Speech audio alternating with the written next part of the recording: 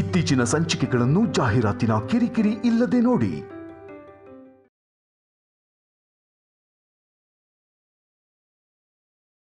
Condition ತುಂಬಾ critical ಆಗಿದೆಯಾ? Okay, ನಾವೀಗಲೇ ಆಕ್ಷನ್ ತಗೋತೀವಿ. Constables. Yes sir. Vasantha Masala ಕಂಪ್ನಿಲಿ ಮೋಸ ಆಗ್ತಿದೆಯಂತೆ. ಅಡಲ್ಟ್ರೇಷನ್ ಕಂಡಿಡಿಯೋ ಎಕ್ಸ್ಪರ್ಟ್ ಶ್ರೀನಿವಾಸ್ ಅವ್ರನ್ನ ಕರ್ಕೊಂಡು ನಾವೀಗಲೇ ವಸಂತ ಮಸಾಲಾ ಕಂಪ್ನಿಗೆ ರೈಡ್ಗೆ ಹೋಗ್ಬೇಕು. ಆಯ್ತು ಸರ್.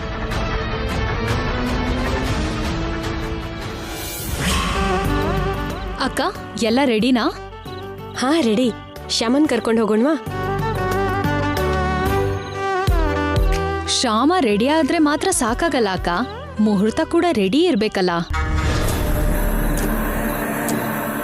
ತಾತ ಹೇಳಿದ ಮುಹೂರ್ತ ಬರೋದಕ್ಕೆ ಇನ್ನ ಅರ್ಧ ಗಂಟೆ ಟೈಮ್ ಇದೆ. ಇನ್ನು ಅರ್ಧ ಗಂಟೆಯಲ್ಲಿ ಅಲ್ಲಿ ಏರ್ಪಾಡು ಕೂಡ ಆಗಿರುತ್ತೆ ಬಿಡಿ. ಅಲ್ಲಿ ಏರ್ಪಾಡೆಲ್ಲ ಪೂರ್ತಿ ಆಗಿದೆಯಮ್ಮ. ಹೌದಾ? ಪೂರ್ತಿ ಆಗಿದೆಯಾ? ಹುಚ್ಚತ್ತೆ, ಅಲ್ಲಿ ಏರ್ಪಾಡಂದ್ರೆ ಶೋಭನಾ ರೂಮಲ್ಲಿ ಏರ್ಪಾಡು ಮಾಡಿರೋದಲ್ಲ, ಫ್ಯಾಕ್ಟ್ರಿಲಿ ನಾನ್ ಮಾಡಿರೋ ಏರ್ಪಾಟು.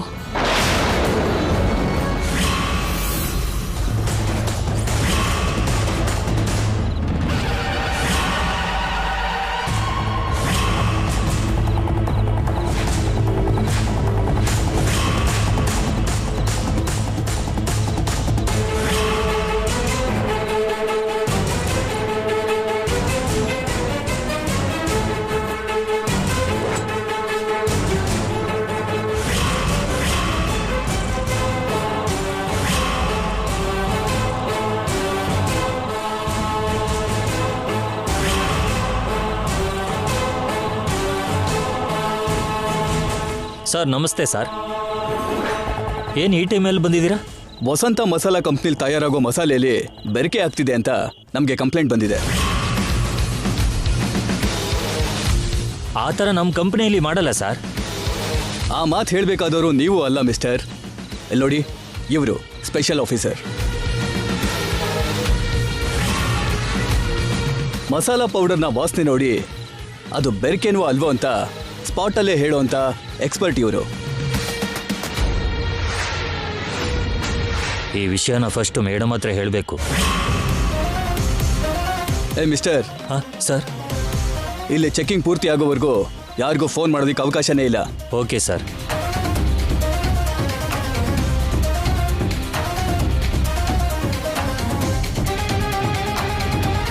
ನೋ ಡೌಟ್ ಇನ್ಸ್ಪೆಕ್ಟರ್, ಇದು 100% ಬೆರಕೆ ಮಸಾಲೆನೇ. ಈ ಮಸಾಲೆ ತಿಂದಿದ್ರಿಂದನೇ ಅವರಿಗೆ ಫುಡ್ ಪಾಯ್ಸನ್ ಆಗಿ ಹಾಸ್ಪಿಟ್ಲಿಗೆ ಅಡ್ಮಿಟ್ ಆಗಿರೋದು. ಹಾಗಿದ್ರೆ ಈ ಕಂಪ್ನಿ ಯಜಮಾನ್ರ ಮೇಲೆ ನಾವು ಆಕ್ಷನ್ ತಗೋಬೋದಲ್ವಾ ಸರ್? 100% ತಗೋಬಹುದು ಸರ್. Thank you.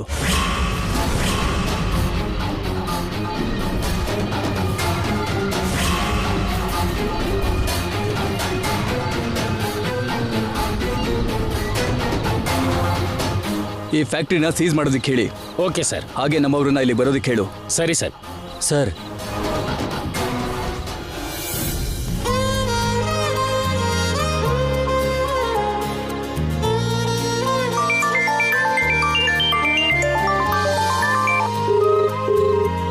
ಹೈದರಾಬಾದಿಂದ ನಿಮ್ಮ ಮಾವನವ್ರ ಫೋನು. ಹಲೋ ವಸಂತ, ನಾನು ಈಗಲೇ ಹೋಟೆಲ್ ರೂಮ್ ಬಂದು ಸೆಟ್ಲ್ ಆದೆ.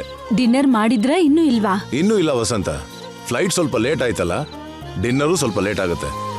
ಬೇಗ ಮುಗಿಸಿ ಟ್ಯಾಬ್ಲೆಟ್ಸ್ ತಗೊಳ್ಳಿ. ಆಯ್ತು.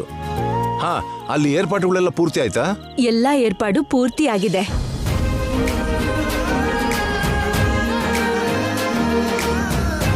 ಅಪ್ಪ ಹೇಳಿದ ಮುಹೂರ್ತ ಟೈಮ್ ಕೂಡ ಹತ್ರ ಬಂತು.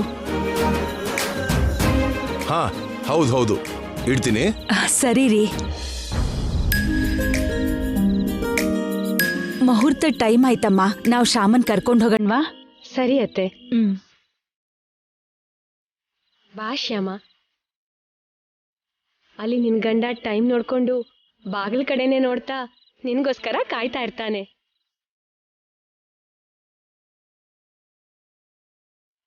ನಡಿ.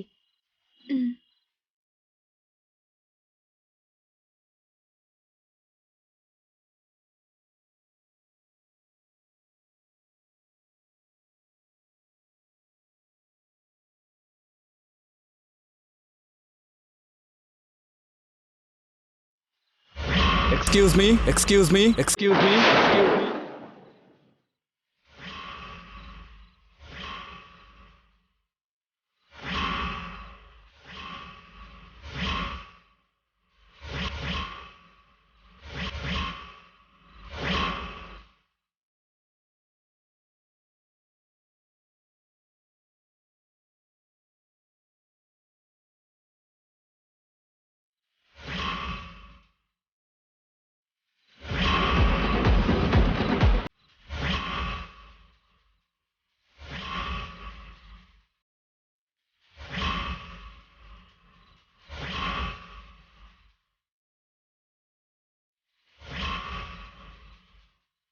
ಇಲ್ಲಿ ವಸಂತ ದೇವಿಯವರು ಅಂದ್ರೆ ಯಾರು ಮೇಡಮ್? ನಾನೇ ಸರ್. ನಿಮ್ ವಸಂತ ಮಸಾಲಾ ಕಂಪ್ನಿಲಿ ಬೆರಕೆ ಆಗ್ತಿದೆ ಅಂತ ನಮಗೆ ಕಂಪ್ಲೇಂಟ್ ಬಂದಿದೆ.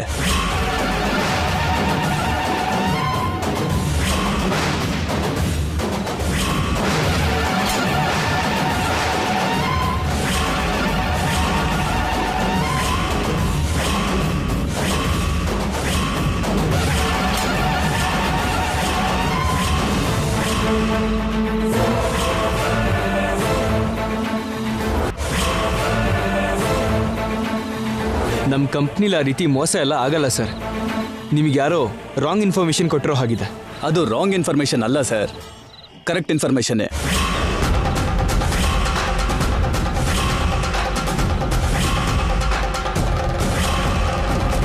ನಿಮ್ಮ ಕಂಪನಿ ಮಸಾಲೆಯಿಂದ ಮಾಡಿರೋ ಅಡುಗೆ ತಿಂದಿದ್ರಿಂದ ಸ್ವಲ್ಪ ಜನರಿಗೆ ವಾಂತಿ ಆಗಿದೆ. ಹಾಸ್ಪಿಟಲಲ್ಲಿ ಅಡ್ಮಿಟ್ ಆಗಿದ್ದಾರೆ.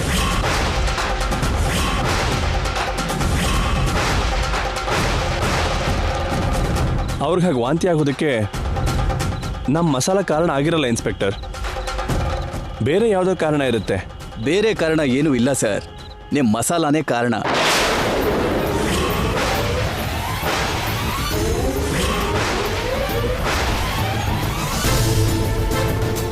ಅದನ್ನು ನೀವು ಹೇಗೆ ಹೇಳೋಕ್ಕಾಗತ್ತೆ ಸರ್?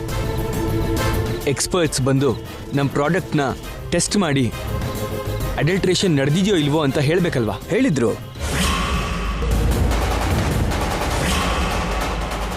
ನಿಮ್ಮ ಮಸಾಲೆನ ಚೆಕ್ ಮಾಡಿದ್ದಾರೆ, ಅದು ಕಳಪೆ ಅಂತ ನೋಡಿ ಹೇಳಿದ್ದಾರೆ.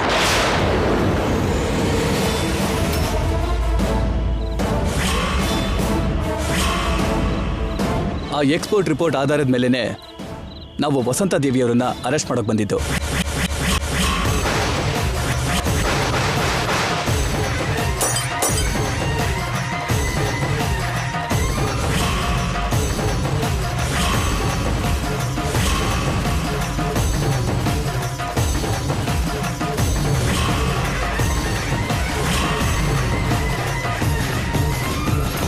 ಏನು ಸರ್ ನೀವು ಹೇಳ್ತಿರೋದು?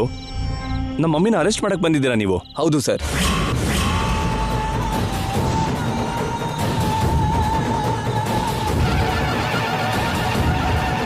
ಆ ಕಂಪನಿ ಅವ್ರ ಹೆಸರಲ್ಲಿರೋದ್ರಿಂದ ಮತ್ತೆ ಅವರು ಕಂಪ್ನಿಗೆ ಚೇರ್ಮನ್ ಆಗಿರೋದ್ರಿಂದ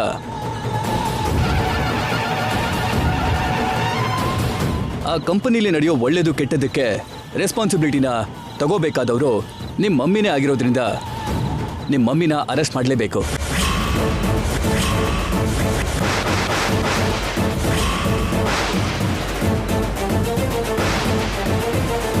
ಕಾನ್ಸ್ಟೇಬಲ್ಸ್ ಸರ್. ನಿಲ್ಲಿ, ದಯವಿಟ್ಟು ನಿಲ್ಲಿ.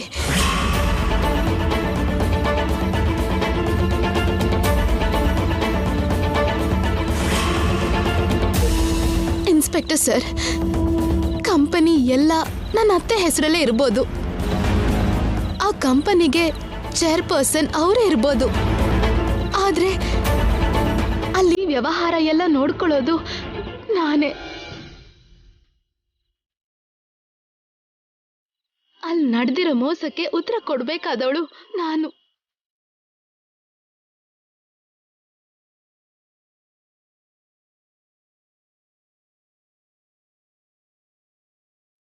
ಬೇಕು ಅಂದ್ರೆ ನನ್ನ ಅರೆಸ್ಟ್ ಮಾಡಿ ಕರ್ಕೊಂಡು ಹೋಗಿ.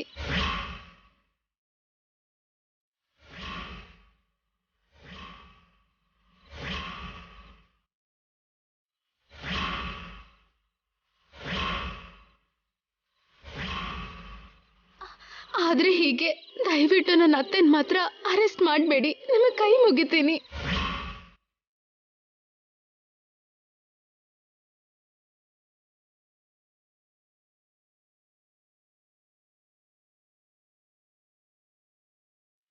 ಹಾಗಾಗೋದಿಲ್ಲ ಮೇಡಮ್.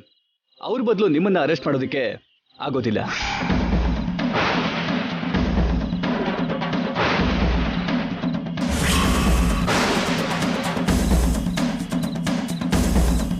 ನಮ್ಮ ರೂಲ್ಸ್ ಪ್ರಕಾರ ಅವರನ್ನೇ ಅರೆಸ್ಟ್ ಮಾಡಬೇಕು.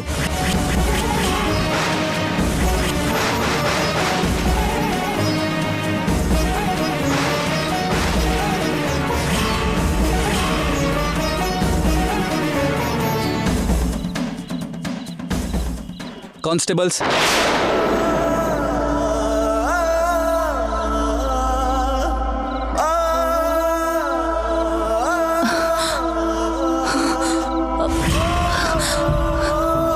ಅಖಿಲ್,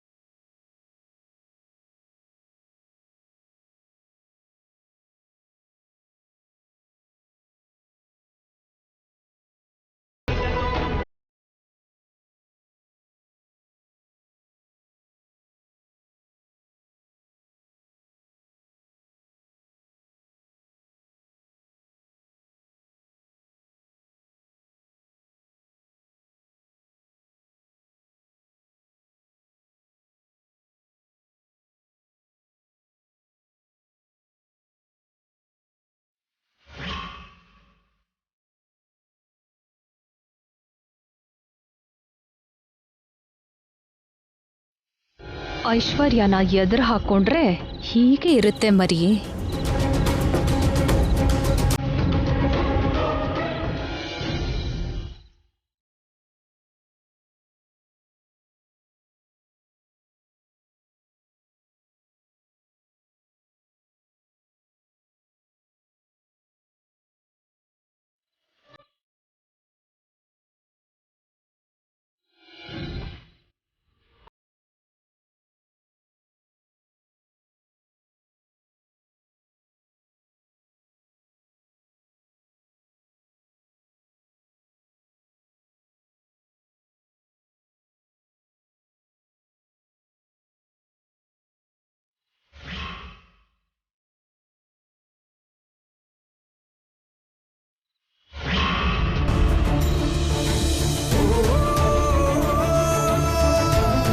ಶ್ಯಾಮಾ, ಶ್ಯಾಮಾ,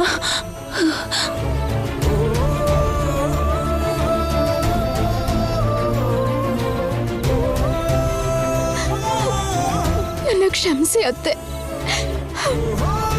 ನಿಮ್ಗೆ ಪರಿಸ್ಥಿತಿ ಬರೋಕ್ಕೆ ನಾನೇ ಕಾರಣ. ನಮ್ಮ ಕಂಪನಿಯಲ್ಲಿ ಬೆರಕೆ ಆಗ್ತಿದೆ ಅಂತ ತಿಳ್ಕೊಳ್ದೆ ಇದ್ದಿದ್ದು ನನ್ನ ತಪ್ಪು. ನಾನು ಮಾಡಿರೋ ತಪ್ಪಿಗೆ ನೀವ್ ಹೇಗೆ ಶಿಕ್ಷೆ ಅನುಭವಿಸ್ತಿದ್ದೀರಾ? ದಯವಿಟ್ಟು ನನ್ನ ಕ್ಷಮಿಸಿ ಅತ್ತೆ.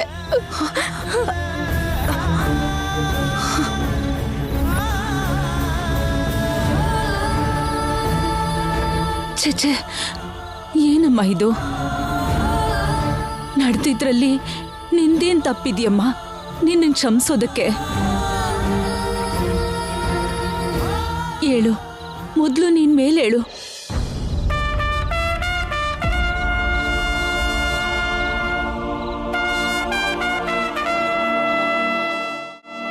ನಾನು ಹೀಗೆ ಸೆಲ್ಲಲ್ಲಿದ್ದೀನಿ ಅನ್ನೋ ನೋವಿಗಿಂತ ನೀವು ಶೋಭನದ ಕೋಣೆಲಿ ಇರ್ಬೇಕಾದವರು ಹೀಗೆ ಪೊಲೀಸ್ ಸ್ಟೇಷನ್ಗೆ ಬರಬೇಕಾದ ಪರಿಸ್ಥಿತಿ ಬಂದಿದ್ದಕ್ಕೆ ನನಗೆ ತುಂಬಾ ನೋವಾಗ್ತಿದೆಯಮ್ಮ. ನೊಂದ್ಕೋಬೇಡಿ ಮಮ್ಮಿ, ನೊಂದ್ಕೋಬೇಡಿ. ನಡೆದಿದ್ದೇನೋ ನಡೆದೋಯ್ತು. ನಡಿಬೇಕಾದ್ರ ಬಗ್ಗೆ ಯೋಚನೆ ಮಾಡೋಣ. ಯಾರೋ ಬೇಕು ಅಂತಾನೆ ಪ್ಲಾನ್ ಮಾಡಿ ನಮ್ಮನ್ನ ಈ ಕೇಸಲ್ಲಿ ಸಿಕ್ಸಿದ್ದಾರೆ. ಅವ್ರು ಯಾರೋ ತಿಳ್ಕೊಂಡು ಅವ್ರಿಗೆ ಸರಿಯಾದ ಶಿಕ್ಷೆ ಆಗೋ ಹಾಗೆ ಮಾಡಿ ನೀವು ನಿರ್ದೋಷಿ ಅಂತ ನಿರೂಪಿಸ್ತೀವಿ. ಮೊದಲು ನಿಮಗೆ ಅರ್ಜೆಂಟಾಗಿ ಬೇಲ್ ಸಿಗೋ ಹಾಗೆ ಮಾಡಬೇಕು. ಬಂದಾಗ್ಲಿಂದನೂ ನಮ್ಮ ಲಾಯರ್ ನಂಬರಿಗೆ ಟ್ರೈ ಮಾಡ್ತಾನೇ ಇದ್ದೀನಿ. ಎಂಗೇಜ್ ಅಂತ ಬರ್ತಿದೆ. ಲಾಯರ್ ಹತ್ರ ಮಾತಾಡಿ ನಿಮಗೆ ಬೇಲ್ ಸಿಗೋ ಹಾಗೆ ಮಾಡಿ ಆದಷ್ಟು ಬೇಗ ನಿಮ್ಮನ್ನ ಮನೆ ಕರ್ಕೊಂಡು ಹೋಗ್ತೀವಿ.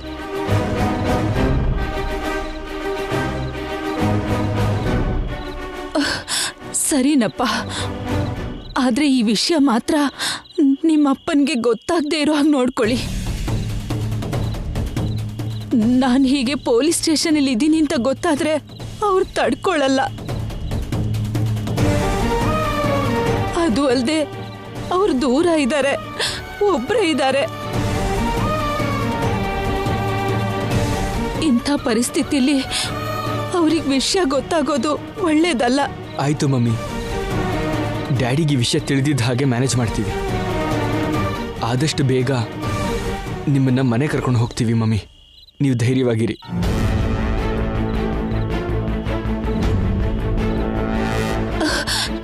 ನೀವೇ ನನ್ನ ಧೈರ್ಯನಪ್ಪ.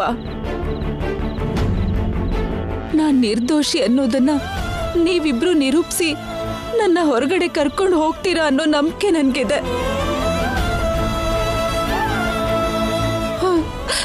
ಆದ್ರೆ ಯಾವತ್ತೂ ಪೊಲೀಸ್ ಸ್ಟೇಷನಲ್ಲಿ ಕಾಲಿಡದೆ ಇರೋ ನಾನು ಹೀಗ್ ಬರ್ಬೇಕಾಯ್ತಲ್ಲ ಅಂತ ಸ್ವಲ್ಪ ಹಿಂಸೆ. ಸುಮ್ಮನೆ ಇರಿ ಅತ್ತೆ, ಸುಮ್ಮನೆ ಇರಿ. ಆದಷ್ಟು ಬೇಗ ನಿಮ್ಮನ್ನ ಮನೆಗೆ ಕರ್ಕೊಂಡು ಹೋಗೋ ಜವಾಬ್ದಾರಿ ನಮ್ದು. ನೀವು ಧೈರ್ಯವಾಗಿರಿ. ಸರಿನಮ್ಮ.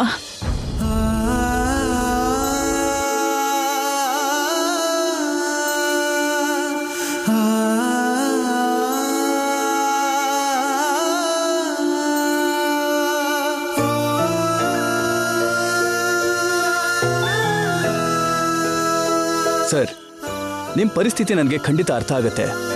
ಶೋಭನ ಆಗಬೇಕಾದ ಮದುಮಗ ಮತ್ತೆ ಮದುಮಗಳು ಹೀಗೆ ಪೊಲೀಸ್ ಸ್ಟೇಷನ್ನಲ್ಲಿರೋದು ಸ್ವಲ್ಪ ಕಷ್ಟನೇ ಆಗುತ್ತೆ.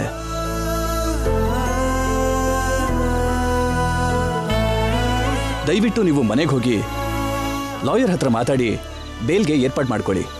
ಸರಿ ಸರ್. ಬರ್ತೀವಿ ಅತ್ತೆ. ಬರ್ತೀವಿ ಮಮ್ಮಿ. ನೀವು ಧೈರ್ಯವಾಗಿರಿ. ಆದಷ್ಟು ಬೇಗ ನಿಮಗೆ ಬೇಲ್ ಸಿಗೋ ಹಾಗೆ ಮಾಡ್ತೀನಿ. ಬರ್ತೀನಿ ಮಮ್ಮಿ. ಜೋಪಾನ. ಕಂದ.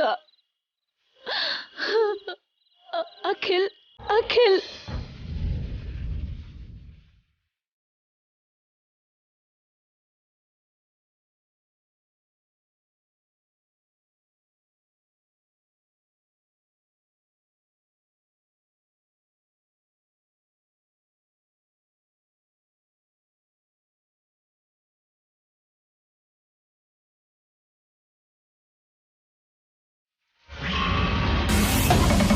ನೀವೇನ್ ಮಾಡ್ತಿರೋ ನನಗೆ ಗೊತ್ತಿಲ್ಲ ಸರ್.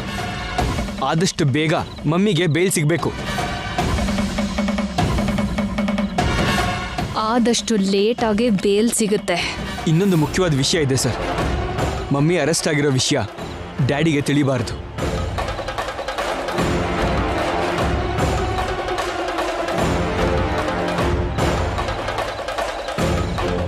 ಅಪ್ಪಿ ತಪ್ಪಿ ಕೂಡ ಈ ವಿಷಯ ಡ್ಯಾಡಿ ಹತ್ರ ಮಾತಾಡಬೇಡಿ. Okay sir, thank you.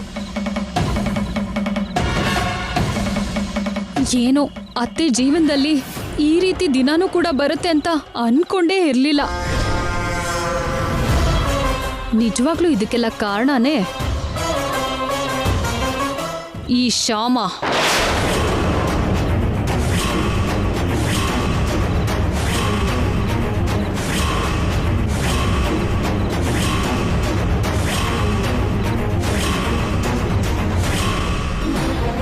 ಬೆಕ್ಕಿಗೆ ಯಜಮಾನ್ಕಿ ಕೊಟ್ರೆ ಏನೇನೋ ಮಾಡುತ್ತೆ ಅನ್ನೋ ಹಾಗೆ ಶ್ಯಾಮಗೆ ಹಿರಿತನ ಕೊಟ್ಟಿದ್ದಕ್ಕೆ ಅತ್ತೆನ ಅರೆಸ್ಟ್ ಆಗೋ ಹಾಗೆ ಮಾಡಿದ್ಲು.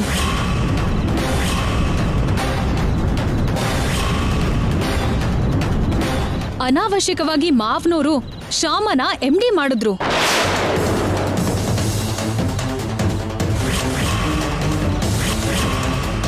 ಹಾಗ್ ಮಾಡ್ದೇನೆ ಇದ್ದಿದ್ರೆ ಹೀಗಾಗ್ತಾನೆ ಇರ್ಲಿಲ್ಲ. ಅರ್ಥ ಇಲ್ಲದೆ ಮಾತಾಡಬೇಡ. ಶ್ಯಾಮನ್ನ MD ಮಾಡೋದಕ್ಕೂ ಅಮ್ಮ ಅರೆಸ್ಟ್ ಆಗೋದಕ್ಕೂ ಏನ್ ಸಂಬಂಧ ಇದೆ?